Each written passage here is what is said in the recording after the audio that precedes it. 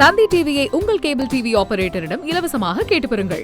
இந்த நிலையில களத்துல திமுக வெர்சஸ் நாம் தமிழர் அப்படிங்கிற சூழல் தான் ஈரோடு கிழக்கு இடைத்தேர்தலில் உருவாகி இருக்கிறது. நம்முடைய நாம் தமிழர் கட்சியின் சார்பாக திரு இடும்பவனம் கார்த்திக் இணைந்திருக்கிறார். திரு கார்த்திக், நீங்க மட்டும்தான் திமுகவை எதிர்கொண்டு களத்துல கையாள போறீங்க. தொடர்ச்சியாக மற்ற கட்சிகள்லாம் ஒதுங்குவதை பத்தி உங்க பார்வை? இல்ல, அவங்க நம்பிக்கையில ஒதுங்குறாங்க. நாங்க அப்படி இல்லை. மாறா இந்த தேர்தல் நியாயமற்ற முறையில் நடந்தாலும் இதை முட்டி மோதணும் அப்படின்னு நினைக்கிறோம். இவ்வளவு நாட்களா தமிழ் தேசியமா திராவிடமா அப்படிங்கிற கருத்தில் போற வச்சோம். சமூக வலைதளங்கள் நடந்துச்சு, மக்கள் மன்றத்துல பொதுக்கூட்ட கருத்தரங்க மேடைகள் நடந்துச்சு. நீ தேர்தல் அரசியல் கலச்சலையாக மாறப்போகுது, நாட்டோட கட்சியா திமுகவா அப்படின்னு பாத்துக்கலாம் அப்படின்னு நம்ம சவால் விடுக்கிறோம். இதுல நாங்க திமுக உண்மையிலேயே அவங்க சொல்ற பெரியார், அண்ணா, திராவிட இயக்க மூலர்கள் அந்த கோட்பாடுகளை பின்பற்றாங்க அப்படின்னா வாக்கு காசு கொடுக்காம திமுக இந்த தேர்தலில் எங்களை வெற்றி காட்டட்டும். ஏன்னா ஒரு சட்டமன்ற தொகுதிக்கு 40 லட்சம் செலவு பண்ணலாம் அப்படின்னு தேர்தல் ஆணையம் விதி வச்சிருக்கு. ஆனா ஒரு சட்டமன்ற தொகுதி குறைஞ்சபட்சம் இது கடந்த முறை மட்டுமே 200 கோடி 300 கோடியை கொட்டி இறைச்சிருப்பாங்க. இவங்க சுயமரியாதை தன்மானம் அப்படின்னு பேசுறாங்க, சுயமரியாதைக்கு இயக்கம் கண்டம்ங்கிறாங்க. ஆனா இவங்க மக்களை வாகனங்களை ஏற்றி கொண்டு போய் ஆட்டு மாட்டு மந்தை கூட்டம் போல அடைச்சு வச்சு நாளைக்கு இவ்வளவுன்னு தலைக்கு விளை வச்சு எல்லா அராஜகமும் ஜனநாயக விதிமுறைகளையும் ஜனநாயக படுகொலையும் அரங்கேற்றினாங்க. கடந்த முறை ஈரோடு கிழக்குல அரங்கேற்றின பார்த்து தான் அவங்க மற்ற கட்சிகள் விலகி போயிருக்கலாம்.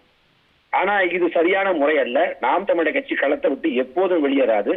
நான் களத்துல முட்டி மோதுவோம். எந்த பெரியார பேசிட்டோம் அப்படின்னு சொன்னாங்களோ அதே பெரியார் பிறந்த ஈரோடு மண்ணுல பிரபாகரன் பிள்ளைகளா பெரியாரின் பேரன்களாம் சண்டையை போட்டு பார்த்துருவோம் அப்படின்னு நிக்கிறோம். முனைப்போடு வீரியத்தோடு நாங்க நிற்போம்.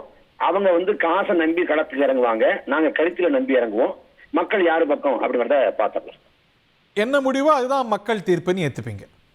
நிச்சயமா அவங்க அபரிமிதமா அவங்க வெற்றி பெற்று அது மக்கள் தீர்ப்புன்னு தலை வணங்குவீங்க? கட்டாயம் ஏத்துக்கிறோம். எங்கன்னா ₹1 காசு தரக்கூடாது, மக்களுக்கு ₹1 காசு தரக்கூடாது.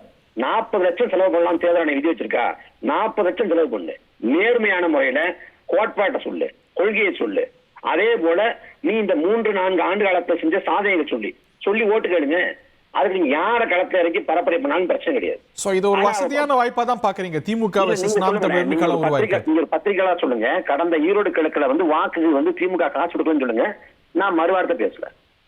எல்லாருக்கும் தெரியும்ல, கடந்த காலங்கள்ல வைட்டமின் பாயும் அப்படின்னு ஊடகங்கள் அச்சு ஊடகங்கள் இளைமுறை காயாடி இருந்துச்சு. ஆனா கடந்த ஈரோடு கிழக்கை பொறுத்த வரைக்கும் எது வெல்லும் பரப்புரையா பணமானு வெளிப்படையா காட்சி ஊடகங்கள் விவாதிக்கிற அளவுக்கு போயிடுச்சு. அப்ப இவ்வளவு பணத்தை கொட்டி வைக்கிற இந்த காலகட்டத்திலையும் இந்த பணத்துக்கு இந்த பரிசு பொருளுக்கு விலை போகாம நாம் தமிழர் கட்சி கடந்த முறை 10,000 மக்கள் வாக்கு செலுத்தினாங்க. ஐயா EVK இளங்கோவன் 10,000 வாக்குகள் நாம் தமிழர் கட்சி பெற்றுச்சுன்னப்ப பெரிய அதிர்ச்சி அடைஞ்சாங்க. 10,000 வாக்குகள் மிரட்சியா கேட்டாங்க. அப்ப நீ என்னத்த கோடிகளை கொட்டி வச்சாலும் விலை போகாம 10,000 பேர் வாக்கு செலுத்துறதுங்கிறது ஒரு ஜனநாயக மறுமலர்ச்சி. அதே போல வரக்கூடிய இந்த தேர்தல் காலத்துல நாங்க வெற்றி பெறுவோம் அப்படின்னு நம்புறோம். திமுக வீழ்த்துவோம் நம்புறோம்.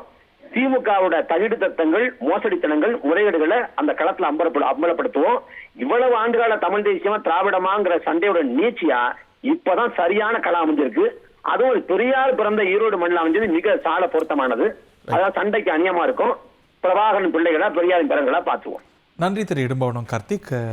பாஜக அடுத்த கட்சியாக இந்த தேர்தலிலிருந்து விலகி இருக்கிறது. ஈரோடு இடைத்தேர்தல் அப்படிங்கிறது பிரதானமாக திமுக அதற்கு எதிர இருக்கக்கூடிய கட்சி என்பது நாம் தமிழர் என்ற நிலை மாறி இருக்கு. தந்தி டிவியை உங்கள் கேபிள் டிவி ஆபரேட்டரிடம் இலவசமாக கேட்டு பெறுங்கள்.